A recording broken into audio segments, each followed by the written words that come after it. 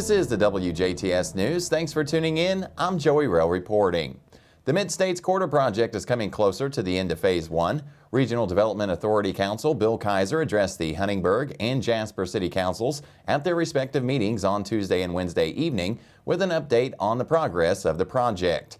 In 2017, the RDA was formed through the partnership of Huntingburg, Jasper, Dubois County, and Spencer County governing bodies to gather public and private funding to pay for the Tier 1 study on the needs for the Mid-State Corridor.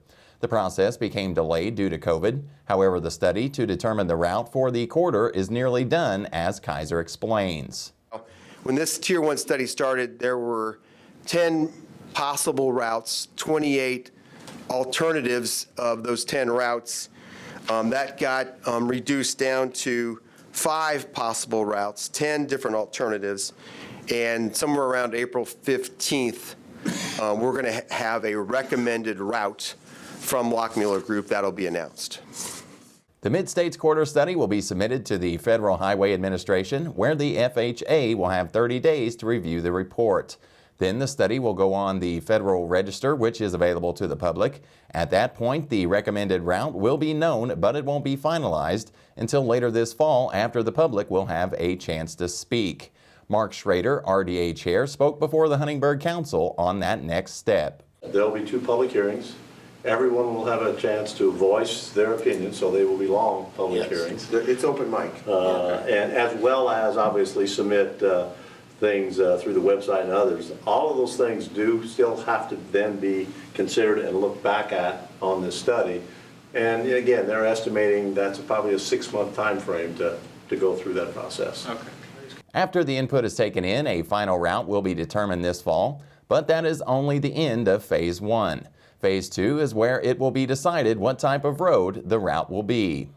There'll be a recommended route, and that route recommendation will still be subject to additional study. It'll still be subject to public comment. It'll still be subject to agency comment. And depending on what route selected and whether that's how much that's using existing terrain versus new terrain, those are all questions that'll be proposed. And that'll be a broader area. To the extent that you get to Tier 2, which means you're actually building a different road, and Tier 2, Nancy, is where they would go down to say, from say like 2,000 feet wide swath to 300 feet, So if you think about that, if you think of a Super 2 or something, or roadway, you really get down to a much narrower piece. But that's when they would decide more definitively any path of any specific part of the route. To the extent it's not on an existing roadway like 231 or 50 or 56 or something, depending on which the route would go, or an improvement to that already existing roadway. Public hearings for the recommended route will be announced later this spring. Police will be cracking down on dangerous and aggressive driving starting today. More than 200 state and local law enforcement agencies will be stepping up patrols to help curb dangerous and aggressive driving. The enforcement campaign will run from today, Friday, February 25th, through Monday, March 21st. The safety initiative is designed to reduce crashes and traffic fatalities and to promote safe driving around St. Patrick's Day and the NCAA tournament. It also comes at a time when roadway deaths continue to climb across the state and the nation.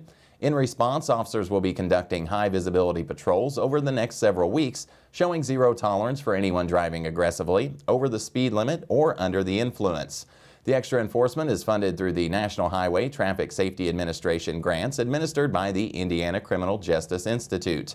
Nationwide, traffic fatalities continue to rise at a record pace last year, according to newly released federal data.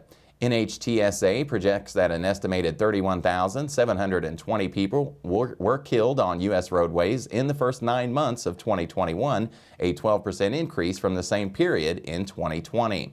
In Indiana, preliminary data from ICJI shows that 941 people died in fatal crashes last year. While that's up 5% from 2020, it's a 16% increase from pre-pandemic 2019 and represents the highest number of traffic fatalities since 2005.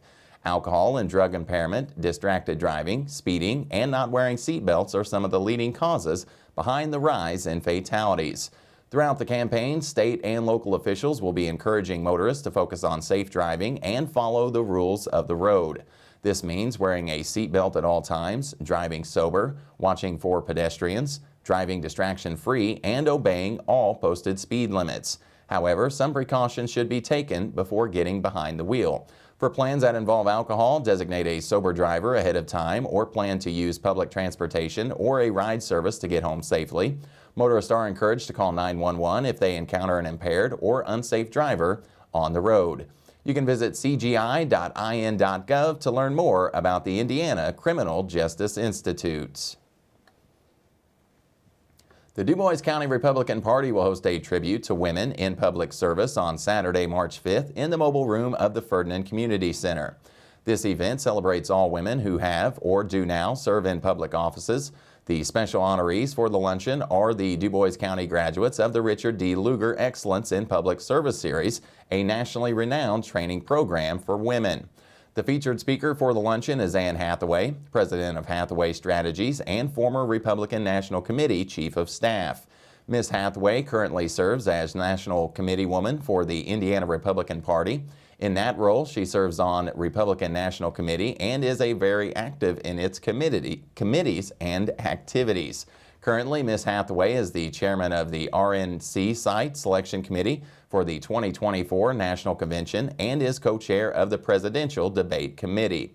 Since 2006, she has served as the executive director of the Lugar Series, mentoring women and promoting training programs for women around the nation and the world.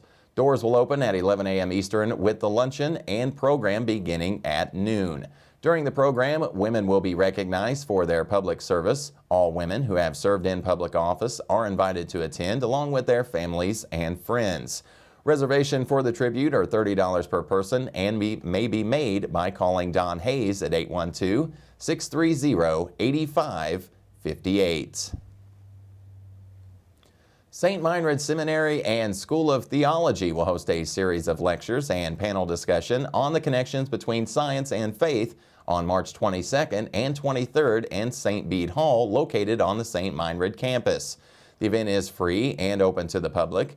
The event, called the Gospel of Jesus Christ in Big History, is funded by a grant from the American Association for the Advancement of Science's Science for Seminaries project. The lectures also will be live streamed on social media and at stmeinrad.edu/events. To see the full list of lectures and the schedule of the lectures, you can go to our website, WJTS.tv. The head of the Indiana State Police is giving lawmakers an us or them ultimatum. State Police Superintendent Doug Carter yesterday told state senators that if they support the plan to do away with concealed carry permits in the state, they will not be supporting us. The Senate is poised to vote on the plan next week. The state police and other law enforcement groups have fought the plan to allow people to legally carry a gun without first getting a permit for years.